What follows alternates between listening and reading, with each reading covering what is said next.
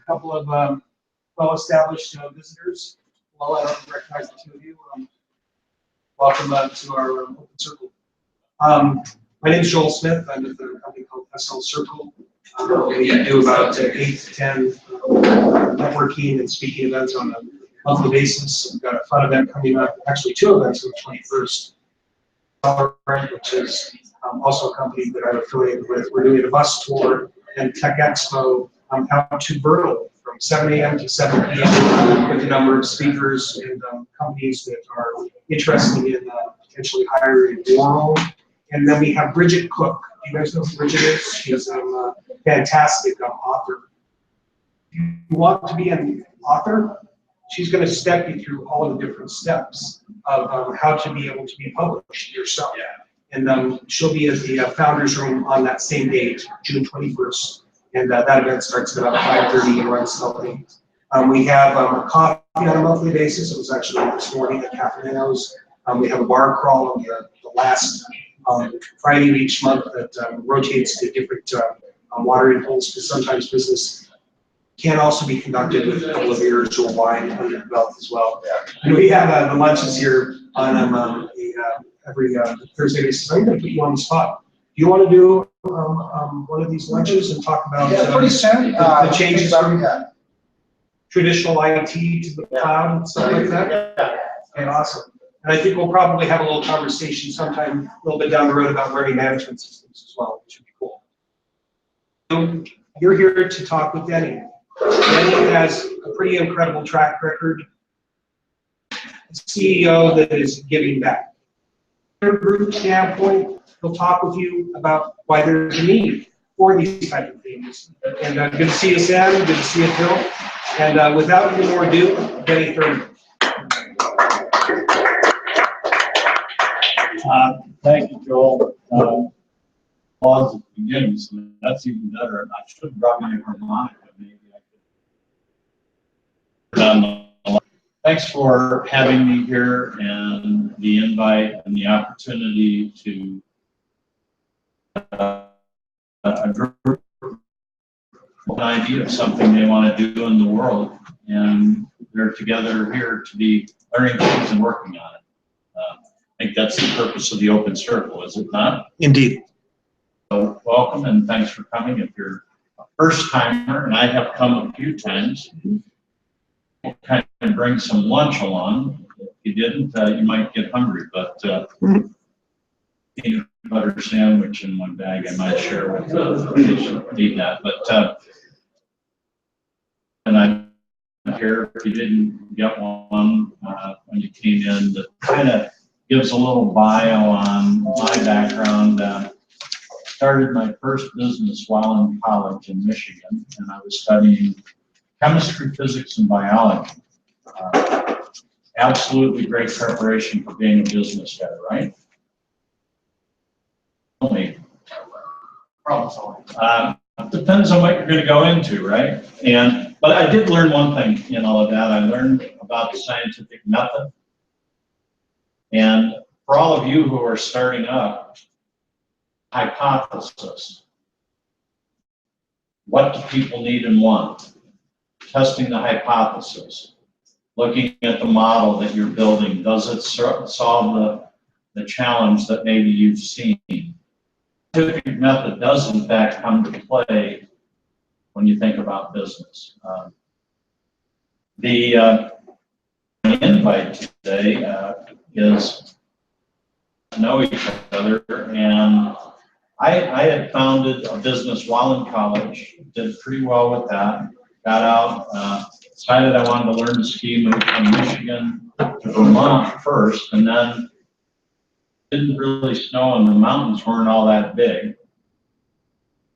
From some place where it really did happen, so I moved to Utah in 1972. You were born yet? 1972, not too many.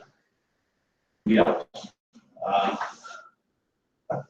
At any rate, that's when I got here, and I went to work at a new resort called Snowbird. You know, I don't know about you, but maximizing your hourly rate you earn in an hour is I think it's fundamental to the entrepreneur's mind. Kind of plays into the idea of scaling and some other things, but my version of that working at Snowbird was to work at afternoon, got off at about 10:30 with about $100 in my pocket. And the next morning I could be there and skiing in the powder. In fact, if it was snowing, I might even find a sleep in so I could be on the first train. But I did have this passion for entrepreneurism, and came up with an idea somewhere along the line with a partner. First Velcro closing wraparound can cooler. It's called Alligator or Alligator. Alligator for that thing you wrapped around your pants when you went skiing to keep the snow out of your pants and boots. Turns out that product went wild. We started with $800 each. In every Walmart, et cetera, around the country. We were manufacturing between 40 and 50,000 can coolers per day. Oh my God. Figuring that out, was a growing exercise.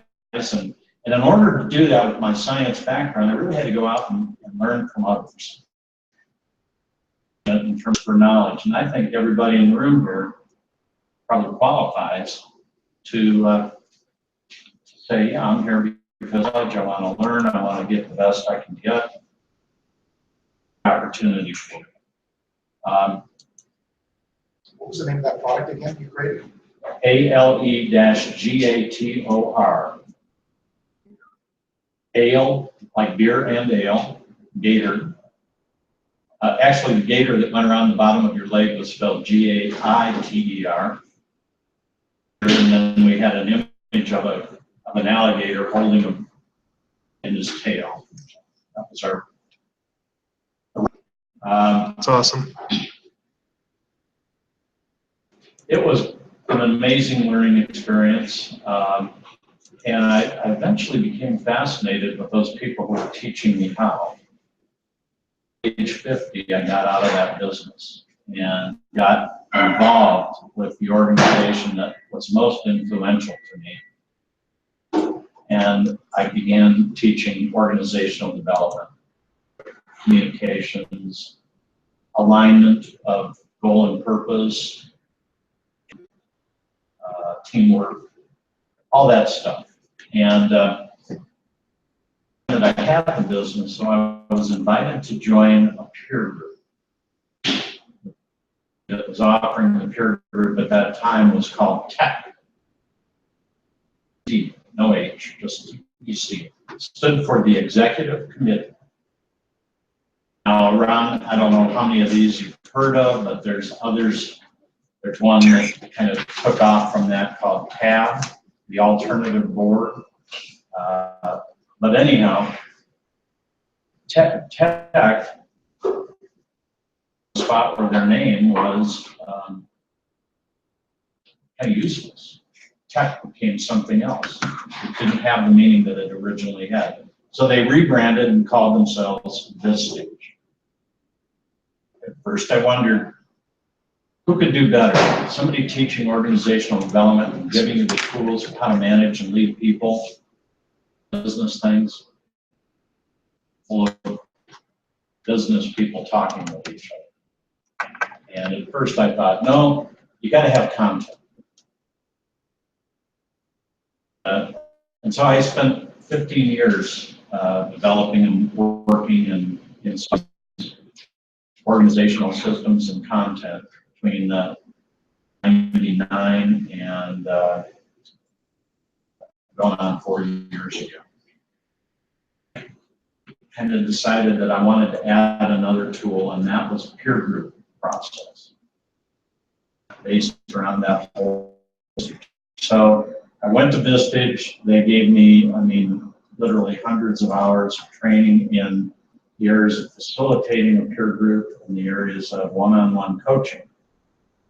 So part of what the Vistage model does. And so today we're going to, with that background in mind, we're going to talk about peer groups briefly.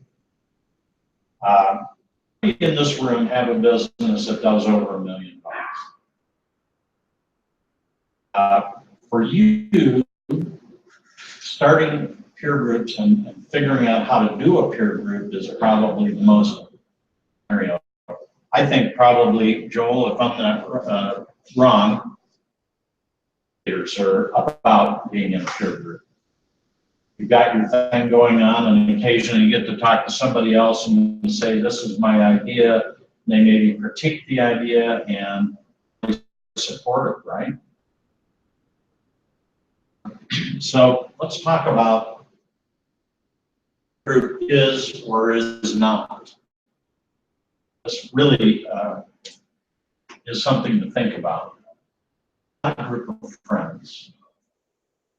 Give me an answer why you don't want a group of friends in your peer group. Distracted. They could easily get distracted just by the friendship. Your friend may not be an honest response because they don't want to hurt your feelings. Protect their relationship first. And if you want to have a peer group that works, you want a peer group of people who are not necessarily friends, people who will actually call your shit. Spouting that off. Or if you've headed off on a wrong path, to hear from the group.